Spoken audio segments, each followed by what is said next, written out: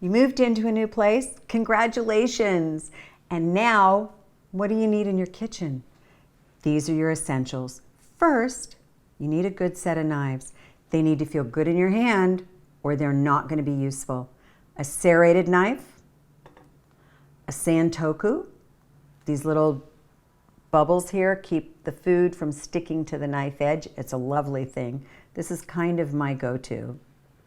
A paring knife for all the little jobs.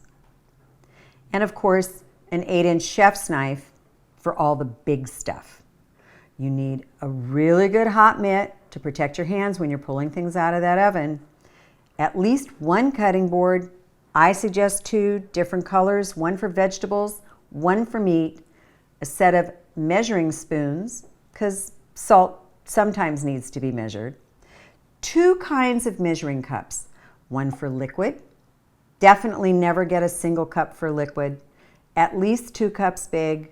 Love this one because you can see the insides of this. OXO does some of the most clever things. And then measuring cups for dry ingredients. I use them for oatmeal in the morning. Works really well. You need an ice cube tray, unless you're lucky and you have an ice maker in your fridge. But if you don't, ice cube tray, I love this one because it's got the lid, nothing spills, keeps those funny smells from your freezer out of your ice. Really useful. And one of my favorite things, also OXO, are these nesting glass containers. Cool thing about this is they go from your freezer to your refrigerator and into your microwave. It's really fabulous.